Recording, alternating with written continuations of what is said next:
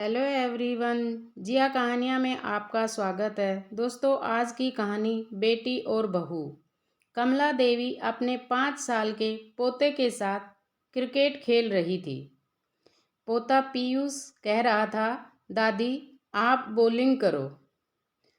पीयूष बेटा, दादी तो बूढ़ी है, देखो ज़्यादा नहीं दौड़ सकती। दादी मैं ज़ोर से नहीं मारूंगा। दादी पोते का मैच चल ही रहा था कि गेट पर आहट हुई। देखा तो पीयूष की बुआ लता आ रही थी। बुआ! पीयूष दौड़कर बुआ के पैरों से लिपट गया। झट से बुआ के पैर छूकर कहा, बुआ आप इतने दिनों बाद क्यों आए?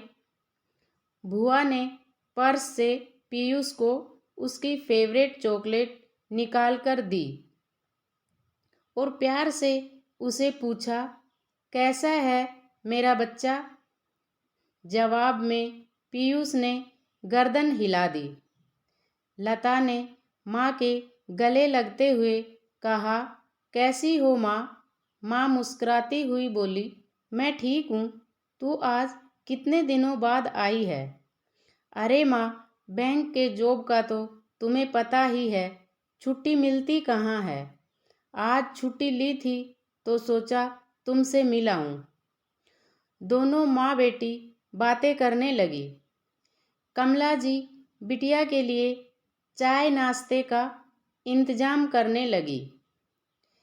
चाय पीते हुए लता ने कहा, माँ, भैया और भाभी ने तो तुम्हें अपने बच्चे की आया बनाकर रख दिया है।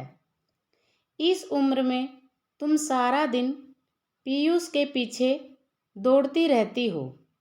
ये उम्र तुम्हारी बच्चे पालने की है। दोनों अच्छा कमा रहे हैं, डे बोर्डिंग में डाल सकते हैं।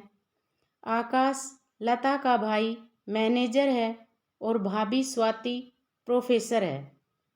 उन्होंने तो तुम्हें अपने घर का चौकीदार बना दिया है। कमला देवी ने कहा, अरे लता, तू ये क्या बातें लेकर बैठ गई है? माँ के पास आई है, दो चार मन बहलाने वाली बातें कर। माँ, मुझसे तुम्हारी ये हालत देखी नहीं जाती। तुम कहो तो मैं भाभी से बात करती हूँ। कमला देवी चौंक गई। खबरदार जो इस तरह की फालतू बात की अपनी भाभी से। जब तेरे गुड़िया पैदा हुई थी तब से लेकर उसके 5 साल की होने तक जो रोज़ ऑफिस जाते हुए तुम उसे यहाँ छोड़ जाती थी, तब तो तुम्हें कभी नहीं लगा कि मेरी उम्र हो गई है। अब तुम्हारे बच्चे तुम्हारे सास ससुर के साथ रहते हैं तो क्या तुम्हारे सास ससुर जवान हैं? पर माँ, परवर कुछ नहीं, मैं सही सलामत हूँ। आकाश और स्वाति मेरा बहुत ख्याल रखते हैं, सारे काम के लिए नौकर हैं और मैं अपने पोते को जरा सा देख लेती हूँ तो क्या मैं आया बन गई? सच तो ये है कि पीयूष के बहाने मैं अपना बचपन जी लेती हूँ। मुझे अच्छा लगता है जब वो सारा दिन दादी दादी करके मेरे पीछे घूमता रहता है। माँ, तुम तो कुछ समझती नहीं, बड़ी भोली हो।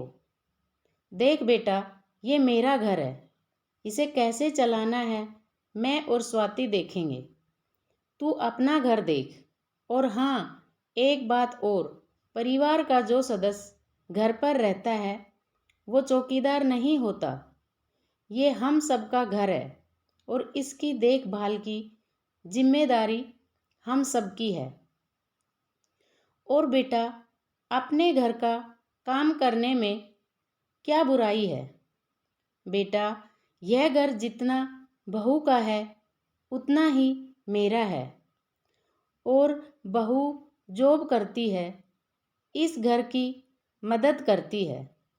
सुबह शाम तो काम बहू ही करती है, दिन में मैं देख लूँगी तो क्या हो जाएगा। इतने में स्वाति भी आ गई। उसके चेहरे पर थकान झलक रही थी। लता को देखकर मुस्कुराई, पैर छूकर बोली, दीदी, इस बार आप बहुत दिनों बाद आई हैं। सब कैसे हैं घर पर? लता बोली, सब ठीक हैं। अरे माँ, आप मुझे फ़ोन कर देती तो मैं पंडित की दुकान के यहाँ से दीदी के फेवरेट समोसे और रसमलाई ले आती। मैं उन्हें फ़ोन कर देती हूँ, ये आ रहे हैं, ले आएंगे। जाकर हाथ मुंह धोकर कपड़े बदल थक गई है, कमला जी ने प्यार से उसे देखते हुए कहा। स्वाति फ्रेश होकर आकर बैठ गई। दीदी, आप कब आए? यही कोई 2 घंटे पहले। लता फीकी सी हंसी हंस दी। अरे वाह, तब तो आपने माँ से बहुत गप्पे लड़ाई होंगी, मैंने मिस कर दिया। हाँ, हमने बहुत सारी बातें की, इसे सीख दे रही थी। बहुत दिनों बाद आई है, इसलिए इसका कोर्स छूटा हुआ था। तो हो गया कोर्स पूरा? स्वाति खिलखिलाते हुए बोली। नहीं, अभी थोड़ा बाकी है, कमला जी हंसकर बोली।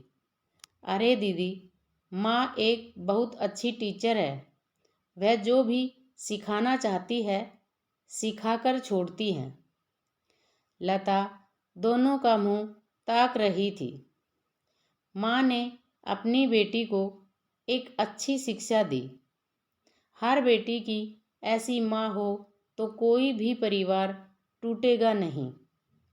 दोस्तों, वीडियो अच्छा लगा तो वीडियो को लाइक और शेयर करें और चैनल को सब्सक्राइब करें। पूरा वीडियो देखने के लिए धन्यवाद।